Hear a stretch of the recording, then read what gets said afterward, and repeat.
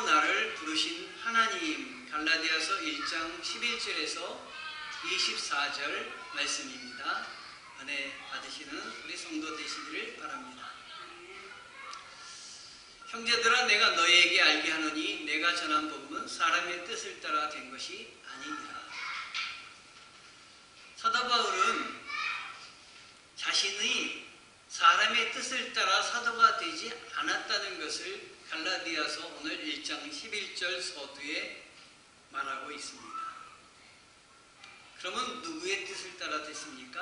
하나님의 은혜로 우리 주 예수 그리스도의 정권적인 선택으로 하나님의 사람이 되었다 하는 것입니다.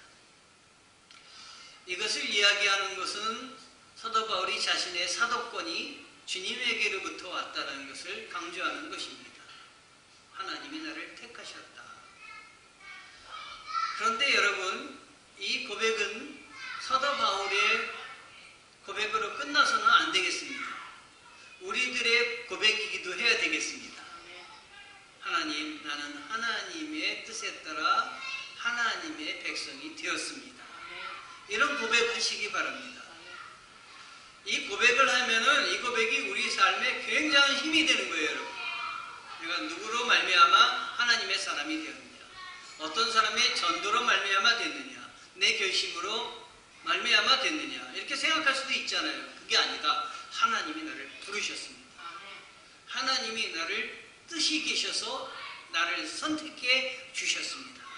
이게 아주 우리가 일을 하는데 큰 힘이 되며, 그리고 이 고백은 그냥 말로만 하는 고백이 아니라 우리가 결단하며 하나님 앞에 우리의 삶 전체를 드리는 고백이 되어야 되겠습니다. 바울이 전한 복음에 대해서 바울은 하나님이 복음을 나에게 전하게 하셨습니다. 정의하고 있는 것입니다. 그러므로 믿음은 하나님과 내가 인격적인, 우리 주 예수 그리스도와 인격적인 만남을 계속할 때 우리 믿음이 성장하는 것입니다. 여러분. 퀴즈 하나 낼 테니까 잘 들어보세요. 아는 사람은 잠깐만 지난 수요일날 제가 예배 때 잠깐 말씀드려서 기억하실 수도 있을 거예요. 호랑이는 죽어서 가죽을 남기죠. 사람은 죽어서 이름을 남깁니다. 성도는 죽어서 뭘 남기죠? 간증을 남깁니다. 간증을 남기시는 여러분 되시기 바랍니다. 어떤 간증이 남아야 되겠습니까? 내가 기도한 것, 그래서 응답받은 것, 내가 전도해서 한 생명을 주님께로 인도한 것, 이게 간증이 되시기 바랍니다. 이거보다 더 큰 간증이 어디 있겠습니까? 요즘 텔레비전에서 밖에 나가서 차박하는 프로그램이 많아요. 근데 차박하는 프로그램을 보면은 차에다가 뒤에다가 트레일러 같은 집들을 달고 다니면서 적당한 곳에 세워놓고 차박을 하더라고요. 참 멋져 보입니다. 우리 성도들의 뒤에는 간증을 달고 다니시기 바랍니다. 차박도 달고 다니겠지만 간증을 달고 다니는 여러분 성도 되시기 바랍니다. 어디 가든지 주님 간증하시기 바랍니다. 주님의 역사를 증거하시기 바랍니다. 이는 내가 사람에게서 받은 것도 아니요 배운 것도 아니요 오직 예수 그리스도의 계시로 말미암은 것입니다. 바울은 이렇게 사도로 부름받은 이것을 이게 사람에게 받은 것도 아닙니다. 배운 것도 아닙니다. 오직 예수 그리스도의 계시를 통해 받았다고 이야기를 하고 있는데, 계시는 크고 비밀한 일들을 하나님이 우리들에게 나타내 보이신 것이 계시입니다. 여러분, 깨닫지 못하다가 어느 한순간 이거구나 하고 깨달을 때가 있죠. 우리 주님이 그렇게 우리들에게 하나님에 대해서 깨닫게 하시고 알려주실 때 비로소 복음을 알게 되는 것입니다. 배워서 되는 것보다 이것은 하나님이 나에게 알려주셔서 되는 것입니다. 하나님이 나에게 던져주실 때, 내가 그걸 받을 때, 캐치하게 될 때 내 안에 성령이 충만하게 되고 은혜가 충만하게 되는 것입니다. 그래서 하나님의 부르심은 놀랍습니다. 오늘 아침에 어떤 분의 간증을 새벽부터 들었는데, 우리 사모님이 새벽부터 우리 주일날은 새벽 기도가 없어가지고 약간 좀 늦잠을 자려고 하면은 간증 테이프를 트십니다. 오늘은 불교를 믿다가 스님까지 되려고 했다가 기독교의 성도가 되기로 결심한 사람의 간증을 듣게 되었는데, 그렇게 누나가 그를 위해서 기도했대. 뒤에서 기도하는 사람이 있을 때 변하는 겁니다, 여러분. 예? 기도하는. 그런데 그렇게 부인했대요, 그렇게.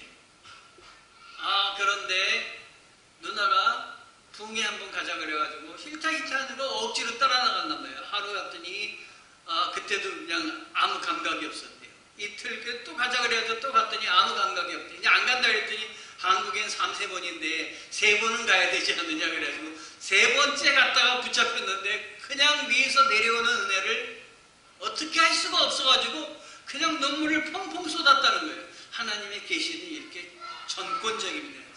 하나님이 오시면 피할 길이 없습니다, 여러분. 여기 있는 저 또한 하나님이 그렇게 역사하여 주셔서 하나님의 사람이 되었고, 여기 있는 여러분들도 그러십니다. 나를 부르신 분이 하나님이시다. 예수님이시다. 바울은 고백하고 있는 것입니다. 이게 자신의 정체성이에요. 나는 하나님에게 부름받은 사도다. 나는 하나님에게 부름받은 백성이다. 하나님에게 부름받은 자녀이다. 왕같은 제사장이다. 아멘. 여러분들도 그런 고백을 하실 때 단단해지실 수 있는 것입니다. 그리고 자기를 고백하고 있어요. 내가 이전에 유대교에 있을 때 행한 일을 너희가 들었거니와 하나님의 교회를 심히 박해하여 멸하고. 하나님이 계시해 주시지 않았으니까 이 기독교가 사교라고 느껴지는 거예요. 그래서 기독교를 박해하며 없애려고 애를 썼던 게 누구냐면 사도 바울인 것입니다. 아주 핍박하고 파괴하려고 했고, 예수 믿는 사람들 잡아서 죽이는 일을 서슴지 않았고, 그 시퍼러운 칼날에 스데반 집사님이 잡혀가지고 죽임을 당한 것입니다. 그런데 지나고 보니까 예수 모를 때의 행동이었어요. 여러분, 예수 모를 때에는 무슨 말을 어떻게 하든지 간에 내가 알고 하는 게 아니지 않습니까? 주님은 그걸 다 기억하지 않으시고 용서하여 주시는 분이십니다. 얼마나 감사한지 모릅니다. 내가 내 동족 중 여러 영겁자보다 유대교를 지나치게 믿어 내 조상의 전통에 대해 더욱 열심히 있었으나, 이렇게 자기를 고백하고 있습니다. 너무 열심히 믿다 보니까 조상들의 전통도 매우 열심히였고, 그러니까 예수 믿는 사람이 자기들의 율법과 조상을 무너뜨리는 사람으로 생각을 했던 거예요. 그래서 핍박했던 것입니다. 그걸 돌아보는 것이에요, 자기 믿음을 가진다. 그런데 예수 그리스도에게 다메섹 도상에서 택함을 받아서 하나님의 사도로 예수 그리스도의 제자로 부름받고 나서 돌아보니까 내가 택함 받은 게 그때가 아닌 거예요. 그 이전에 어머니의 태로부터 택정을 받고 은혜로 하나님이 나를 부르셨구나. 처음부터 나를 부르셨구나. 내가 예수님을 만나기 전에 이미 나를 부르셨구나. 이렇게 느끼게 된 겁니다. 여러분도 은혜 받은 시기가 있으실 거예요. 은혜 받고 나서 은혜 받기 전에는 전부 없어진 것이 아니라 거슬러 올라가는 게 우리들의 신앙입니다. 이때 하나님이 날 그리스도 살리셨네. 이때 지금 일을 하라고 살리셨네. 하나님이 그때 막아주셨네. 이런 고백을 하게 되는 것입니다. 저 또한 그런 고백을 합니다. 앞으로도 그런 고백을 많이 할지 모릅니다. 하나님이 막아주시고 살려주시고 나를 은혜로 부르신 하나님이 일꾼 삼아 주시기 위해서 나를 붙드신다. 여러분의 사업을, 여러분의 일들을 하나님이 그렇게 붙드실 겁니다. 위기를 넘어 극복하게 해주실 것입니다. 이게 하나님이 나를 향한 뜻입니다. 하나님을 위해 살라고. 그래서 사도 바울은 나를 향한 하나님의 뜻이 있다 고백하고 있는 것입니다. 하나님의 뜻이 무엇인지 아는 게 중요한 것입니다, 여러분. 그걸 아시기 바랍니다.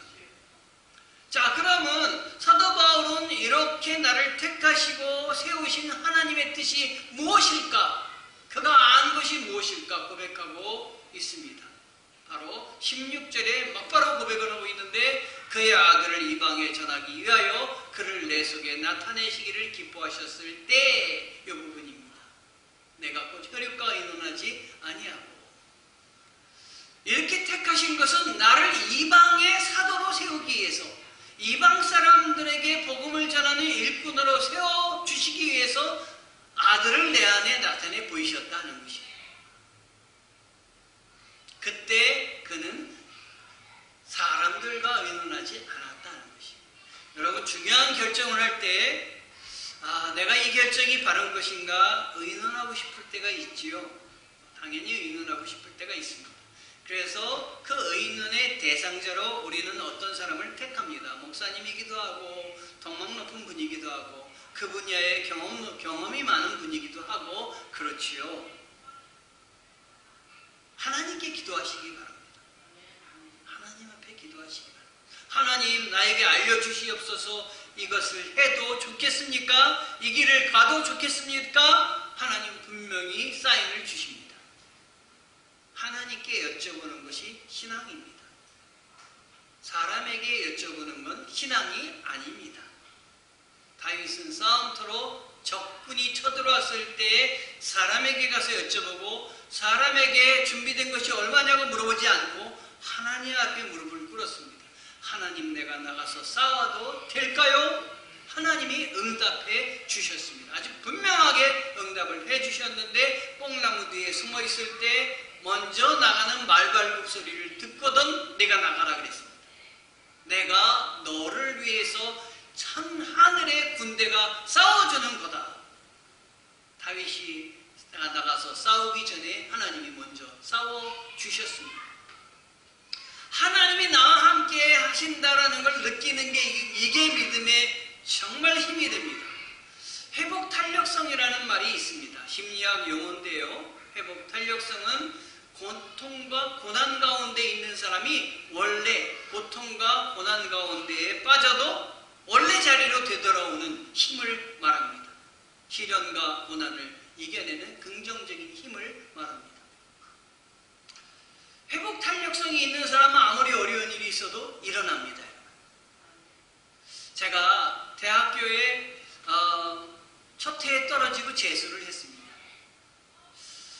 재수가 저에게 제 인생에 많은 은혜를 주었어요. 왜냐하면 내 힘만으로 이루는 세상이 아니라는 걸 그 기간 동안에 깨달았습니다. 그런데 첫 해에 친구들이 다 떨어졌어요. 한 명만 서울대학교 들어가고 나머지는 다 떨어졌어요. 그래서 친구들끼리 모여가지고 떨어진 다음에 종로의 어느 다방에 모여가지고 서로 이렇게 앉아가지고 서로 위로하고 있는데 어떤 아주머니가 뭘 파는 아주머니가 뭘 팔러 들어오셨어요. 뭘 팔러 들어오셨냐면 오뚜기를 팔러 들어오신 거예요. 오뚜기 사세요 그랬더니 거기 있는 친구들이 아무도 안 산다 했어요. 아예 안 사요 그랬어요. 근데 가만히 보니까 오뚜기가 이렇게 아주머니가 팔려고 이렇게 했다가 탁 놓는데 오뚜기가 누웠다가 손을 놓으니까 탁 올라오더라고요. 그래서 내가 제 생각이 그때 저 오뚜기를 내 책상에 넣어놓고 공부해야 되겠다. 그래서 오뚜기 하나 달라고 그랬더니 딱 난 이렇게 하고 내년에도 일어서서 1년 끝나고 합격할 거야 그랬더니 친구들이 그래? 그럼 나도 사야 되겠네? 거기 있는 친구들이 다 오뚜기를 샀습니다. 회복 탄력성이 아니라 오뚜기 탄력성이었습니다. 여러분 우리 주님이 붙들고 계시면 그게 회복 탄력성이 됩니다. 일어설 수 있습니다. 내 뒤에 주님이 계신데 일어서지 못할 게 뭐 있겠습니까? 사도 바울이 일어선 건 어떤 상황에서 일어섰냐면요. 태형을 5번이나 맞았다고 성경이 말하고 있어요. 태형이 어떤 거냐면 한 번 맞을 때 39대를 맞는 거예요. 그 왜 맞았느냐? 복음을 전하다가 태형을 맞은 거예요. 39대를. 39대면 상당한데요. 뭘로 맞냐면 로마에서 한 형벌 중에 태형이 가장 아주 그냥 나쁜 이 처벌 방법이거든요. 이 채찍으로 때리는 건데 채찍의 끝에 때로는 납 같은 게 달려 있을 수가 있어요. 그래서 이거를 딱 치면은 이 채찍이 몸에 휙 갈리면서 뺄 때 납 끝에 있는 날카로운 게 살점을 막 두두둑 가지고 가는 거예요. 상처가 나는 거예요. 그러니까 얼마나 아프겠어요. 예수님이 맞은 거에 바로 이거예요. 39대. 40대는 안 때립니다. 40이라는 숫자는 이건 성스러운 숫자라고 생각해서 40대는 안 때리고 한 대 가만 39대를 때리는데 무서운 형벌이에요. 한 번에 39대는 맞으면 너무 그거 아프니까 나눠서 3번에 나눠서 때리는데 13대, 13대, 13대 이렇게 때린다고 합니다. 그걸 5번이나 맞았어요. 여러분, 한 번 맞을 경우는 정신 번쩍 나가지고 아마 하던 일을 안 할 거예요. 바울이 한 일이 뭐였습니까? 복음을 전하는 일이었어요. 복음을 전하다가 이거 잡혔는데 39대를 맞았다. 그러면 나 같으면 이제 안 할 것 같아요. 39대 끔찍하니까. 근데 그걸 5번이나 맞았어요. 그래도 했습니다. 회복 탄력성이 강한 것입니다. 그 회복 탄력성 뒤에는 누가 계십니까? 주 예수 그리스도께서 나를 붙잡고 계시다. 나를 주님이 붙잡고 계시니까 내가 이거 반드시 해야 된다라는 생각 때문에 한 것입니다, 여러분. 그런데 이렇게 했다 39대를 맞아 5번이나 맞았다는 건 이건 누가 때렸냐면 유대인들이 이건 때린 거예요. 유대 사람들에게 복음을 전하다 맞은 거예요. 그러면 유대 사람들에게 버림을 받은 것입니다. 그런데 이 유대 사람들에게 버림을 받은 것뿐만 아니라 이건 어디서 고안한 법이냐면 로마에서 고안한 법이기 때문에 이 바울은 로마 시민이에요. 로마 시민은 이걸 하지 못하게 되어 있는데 그것도 맞은 거예요. 그러니까 바울은 유대 사람들에게도 버림을 받고 로마 사람들에게도 버림을 받고 온통 다 버림을 받은 거예요. 세상에겐 다 버림을 받은 거예요. 그래도 일어난 거예요. 그래도 붙잡은 거예요. 그래도 주님을 붙잡은 거예요. 왜? 하나님이 나를 복음을 전하라고 불러주셨기 때문에 내가 이 일을 감당하겠습니다. 정말 믿음 있는 사람은 세상의 모든 일들에 앞서서 복음을 붙잡고 하나님을 위해서 일하겠다고 결심하고 하나님이 나의 목적입니다라고 생각하고 열심히 사는 백성은 하나님에게 정말 은혜를 받은 사람들입니다. 일본 속담에 이런 속담이 있습니다. 다 함께 건너면 빨간 신호등도 무섭지 않다. 여기 앞에 사거리예요. 저 혼자 건너면은 빨간 신호등인데 저 혼자 건너면은 뒤에서 여러분이 다 말릴게요. 목사님 빨간 신호등이에요. 그런데 여러분이 저하고 다 같이 건너면 용감하게 빨간 신호등도 건널 줄 믿습니다. 여러분, 악한 일은 함께 나눌 때 두렵지 않습니다. 그러나 하나님의 일도 같이 힘을 합쳐 했으면 좋겠습니다. 또 나보다 먼저 서도된 자들을 만나려고 예루살렘에 가지 아니하고 아라비아로 갔다가 다시 다메섹으로 돌아갔습니다. 사도 바울이 예수 그리스도로부터 소명을 받고 이 다메섹 도상에서 예수 그리스도부터 계시를 받은 다음에 이 계시가 얼마나 궁금하겠어요. 이것이 뭔지 얼마나 알고 싶겠어요. 그러나 먼저 사도된 자들을 베드로나 제자들을 만나려 예루살렘으로 가지 않았습니다. 사람에게 가서 이게 뭐냐고 묻지 않았어요.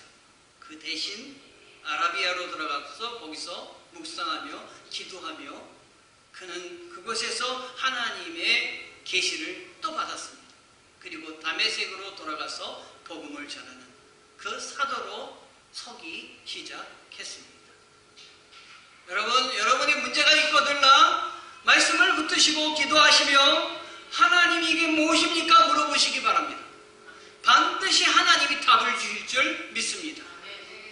아라비아로 간 이 바울은 내 능력으로 어찌할 수 없는 상황에서 주님이 나와 함께 하시는 걸 경험했습니다. 지난주에 화요일날 예배를 드렸는데 말이에요. 우리 조정민 정혜리 집사 사업장에 가서 예배를 드렸는데요. 조 집사님이 끝날 쯤에 돼서 목사님 내일 새벽기도 가지요. 갑자기 저한테 새벽기도 오겠대요. 그래서 제가 그 다음날 새벽기도 조집사가 올까 했더니 아유 저 사람 무서운 사람이에요. 새벽기도 가겠대. 진짜 그 멀리서 새벽기도를 나왔습니다 여러분. 그래가지고 저보다 먼저 와가지고 밑에 지하 차고에서 기다리고 있는 거예요. 아, 이런 일이 자주 있었으면 좋겠습니다. 우리 성도님들이 새벽기도 자주 나오셨으면 좋겠습니다. 여러분 내 능력으로 어찌할 수 없을 때 하나님을 찾으시기 바랍니다. 중요한 결단을 해야 될 때 하나님을 찾으시기 바랍니다. 우리 마음이 편할 때는 찾지 않죠? 기도 제목이 있고 어려운 일이 있을 때 하나님을 찾지 않겠습니까? 그러나 그때가 은혜 받을 만한 때입니다. 그때가 구원의 때입니다. 하나님은 찾는 자에게 답해주시는 하나님이십니다, 여러분. 가만히 있는 자에게 떡 안 주시는 하나님이에요. 하나님 앞에 찾으시고 기도하고 구하시고 그러면 문이 열리는 하나님이십니다. 제가 리모델링 여기를 해야 되겠는데 어떻게 하면 좋겠습니까? 하나님 앞에 하나님 리모델링 그런데 어떤 분이 생각이 나더라고요. 월요일날 찾아오신 목사님이 생각이 나더라고요. 신문에서 이 목사님이 리모델링 교회를 해준다는 게 딱 제가 머릿속에 박혀 있었는가 봐요. 그 즉시 전화했어요. 어떤 사람들은 뭐 그런 일이 있을 때 그거 어떻게 전화하냐. 내일이에요.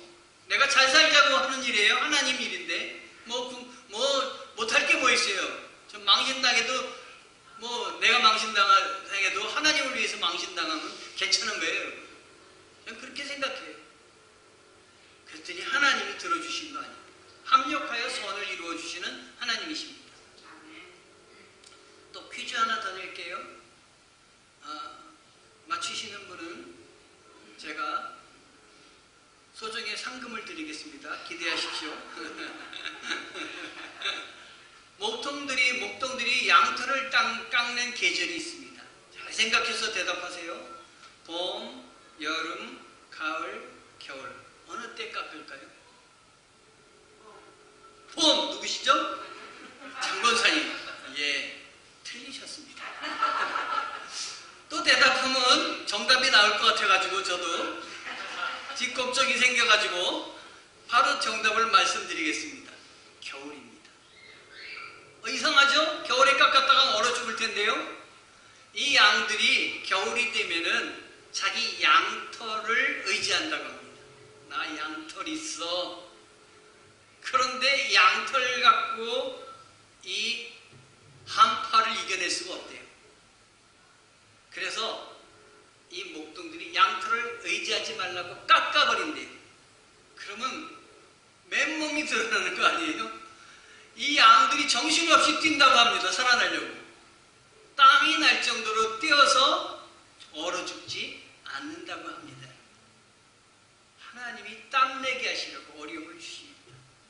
기도하라고 어려움을 주십니다. 고통을 주십니다. 고통이 없으면 기도하겠습니까? 어려움이 없으면 찾겠습니까? 찾는 자가 구하는 자가 만나는 것입니다. 나는 무엇을 붙잡고 있는지, 주님을 붙잡고 있는지, 세상을 붙잡고 있는지, 없어질 양털을 붙잡고 있는지 돌아봐야 되겠습니다. 대제사장들이 있었죠. 예수님 오실 때 대제사장들 휘장 뒤에서 제사를 드렸죠. 그런데 거기에 하나님이 계셨습니까? 하나님이 계셨다면 그 휘장 뒤에 대제사장들이 하나님 앞에 나갔을 때 하나님을 만났다면 예수님이 뭐하러 오시겠습니까? 못 만난 거예요. 하나님이 없으신 거예요. 없는데도 그들은 만난 척 그걸 했습니다. 거짓말을 한 거예요. 전부 하나님께 만났다고. 하나님 계신다고 거짓말한 거예요. 여러분, 없는 것 붙잡고 살지 말고 살아계신 하나님을 붙잡으셔야 됩니다.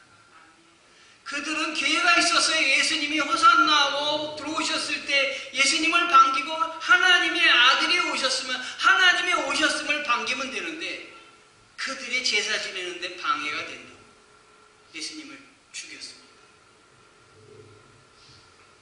하나님을 만나지 못하는 사람들, 하나님이 없는 사람들, 그 마음속에 하나님이 안 계시다고 하는 사람들이 오늘도 얼마나 예수님을 죽이는지 모릅니다.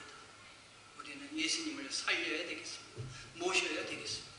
주님 붙잡고 신앙생활을 해야 되겠습니다. 3년 뒤에 나는 게바를 만나려고 예루살렘으로 올라와서 그와 함께 15일을 지냈습니다. 15일을 이 게바를 만나, 베드로를 만나러 예루살렘으로 올라갔습니다. 바울이 사도가 된 후에 제자들을 만나지 않았습니다. 왜냐하면 이 내 사도권은 하나님이 주신 것이지 배워서 된 게 아니기 때문에 나는 주님만 붙들고 나간다는 그 자기 정체성, 자기 확신이 있었기 때문에 나가지 않았던 것입니다. 그런데 문제가 생겼습니다. 지금 갈라디아에 문제가 생겨서 오직 복음으로만 구원을 받고 복음으로만 은혜가 있다고 바울은 이야기했는데 바울이 잠깐 자리를 빈 사이에 율법주의가 들어와서 할례도 받아야 된다고 이야기를 하고 있습니다. 그런데 예루살렘 교회나 이 이방 교회나 당시에 어떤 상황이 있었냐면 예수 그리스도를 믿으면 믿음으로 구원도 받지만 이런 율법도 필요하다는 아직 신학적인 정립이 되지 않은 시기였습니다. 그래서 게바를 만나서 이거를 정리하였다. 15일 동안 게바와 베드로와 오직 예수로만 구원받는다. 이거를 정리하고 내려오지 않았을까? 왜냐하면 이건 하나님이 우리에게 주시는 명령이기 때문에 이 사람 다르고 저 사람 다른 게 아니라 하나님이 똑같이 함께하여 주신다고 믿기 때문인 것입니다. 여러분 70인역 성경을 번역할 때 각각 성경을 번역하는 사람을 각각 다 따로따로 이렇게 골방에 들어가 번역을 하라고 했는데 뭉쳐서 보니까 그 사람들이 번역한 게 다 똑같더래요. 성령이 아니고서는 합하게 될 수 없는 것이 하나님의 일입니다. 하나님의 이름은 하나님의 일은 각각 나가는 것이 아니라 각각 나가더라도 하나로 모이고 예수 그리스도 안에서 은혜가 되고 붙잡히고 예수 그리스도 안에서 더 모이게 됩니다. 하나님이 이런 분이십니다. 신앙의 사람과 동행하는 것이 매우 중요합니다. 하나님의 사람과 동행하시기 바랍니다. 거기서 만난 사람은 야고보 외에는 다른 사도들을 만나지 못했다고 했는데 하나님께서는 말씀입니다. 믿는 사람들을 모이게 하십니다. 함께 기도하게 하십니다. 주의 형제 야고보는 제자 야고보와 다릅니다. 이 주의 형제 야고보는 예수 그리스도의 동생으로서 예수 그리스도가 생전하실 때는 예수를 믿지 않았습니다. 그러다가 예수님의 부활을 보고 나서 예수 그리스도를 믿게 되었고 예수 그리스도의 일꾼이 되었습니다. 이 주의 형제 야고보의 별명은 낙타 무릎입니다. 왜 낙타 무릎이냐면 얼마나 많이 기도했는지 낙타 무릎과 같이 그 무릎이 아주 그냥 굳은 살이 많이 배겨서 낙타 무릎이라는 별명을 가졌습니다. 하나님이 이 낙타 무릎 야고보를 사도 바울이 사역하는 데 뒤에서 기도의 동역자로 세우신 것입니다. 우리 교회를 위해서 기도하는 기도 동역자들이 여러분 되시기를 바랍니다. 하나님 이렇게 만나게 하시고 협력하게 도와주십니다. 아멘. 보라 내가 너에게 쓰는 것은 하나님 앞에서 거짓말이 아니로다. 내가 장담하건대 이것은 거짓말이 아니라 사실입니다. 그 후에 수리아와 길리기아 지방에 이르렀다고 오늘 21절은 말하고 있는데 수리아의 수도가 어디냐면 안디옥입니다. 안디옥의 이방교회가 이 바울에 의해서 세워졌습니다. 그리고 이 안디옥은 바로 이곳에서 제자들을 비로소 이 사도 바울이 길러냈는데 이 제자들을 사람들이 하도 믿음으로 굳건하게 살아서 그들을 향해서 지칭해서 한 말이 그리스도인이다 라는 그 지칭을 하기 시작했습니다. 크리스찬이라는 말이 이 안디옥 교회에서부터 시작되었습니다. 사도 바울의 전도로 사람들이 예수님의 제자가 크리스찬이 생겨나기 시작했습니다. 우리 성도들의 기도와 성도들이 전도가 모여서 크리스찬이 세워지기를 원합니다. 지난주에 제가 전도를 해야 되겠다는 마음이 들었는데 전도를 못하다가 지난주에 제가 전도를 시작을 했다는 말씀을 드렸습니다. 마스크를 집어넣고 전도지를 집어넣고 나가는데 코로나19 바이러스 이 시대에 이 전도지를 받을까 제 마음이 두려웠습니다. 여러분 그러지 않겠습니까? 나가서 지금 이거 어느 때인데 이걸 돌리요? 라고 하면은 여러분 뭐라고 얘기하겠습니까? 그래서 제 마음이 두근반 세근반 이런 마음으로 길거리 나갔습니다. 그런데 사람들이 잘 받아가시는 겁니다. 그 안에 마스크 때문일까요? 이렇게 마스크를 보기 때문에 더 잘 받아가실 수도 있겠지만 저는 하나님이 갈급한 영혼을 채우신다 생각을 합니다. 그래서 지난주에 제가 그렇게 전도를 하면서 제 마음에 기쁨이 더 생겼습니다. 믿음으로 더 살아야 되겠구나, 더 열심히 살아야 되겠구나 하는 생각이 들었습니다. 그래서 다음 주에는 또 나가야지 그랬습니다. 다음 주 또 나가야지 그랬는데 금요일이 돼서 나갔어요. 그게 믿음으로 살겠다고 해놓고도 전도하겠다고 해놓고도 그게 잘 안 되더라고요, 여러분. 그래서 하나님 일이 쉽지 않은 것입니다. 나가서 또 전도를 했는데 여러 사람을 만났어요. 임산부도 만났고 또 저쪽에서 군인이 휴가 나왔는데 휴가 나온 군인 우리 아들 생각이 나더라고요. 저 휴가 나온 군인에게 뭘 줄까? 전도지를 주는 그걸 받아서 예수 그리스도를 마음속으로 모시면 얼마나 좋을까 생각하고 기도하면서 전도지를 줬습니다. 어떤 사람은 손사래를 치면서 안 받겠다고 지나가는 사람도 있었어요. 많은 사람에게 줬는데 하나님 이 많은 사람이 바울이 복음을 전해서 안디옥에 있는 사람이 크리스찬이라는 이름으로 변화됐듯이 하나님 내 손이 닿는 곳마다 내 입이 가서 예수 그리스도를 전하는 곳마다 살아나는 역사가 있게 도와주시옵소서. 크리스찬이 생겨나게 도와주옵소서. 여러분이 거하는 곳마다 여러분이 계셔서 주의 이름으로 복음을 전하시는 곳마다 그 곳이 일어나게 하시고 살아나게 도와주시고 주의 은혜가 가득하게 도와주시옵소서. 같이 기도하는 여러분 되셨으면 좋겠습니다. 그리스도 안에 있는 유대 교회들이 나를 얼굴로는 알지 못하고 다만 우리를 박해하던 자가 전에 멸하려던 그 믿음을 지금 전한다함을 듣고 나로 말미암아 하나님께 영광을 돌립니다. 전에는 복음을 전하거나 말씀을 하거나 하나님의 은혜를 나눌 수 없는 우리들이 하나님의 은혜로 말씀을 나누는 사람이 되었습니다. 앞으로 더욱더 주님 높이고 주님 영광을 위해서 나의 삶을, 나의 일생을, 나의 사업장을 쓰기를 원합니다. 쓰임받게 도와주시옵소서. 기도하는 여러분을 위해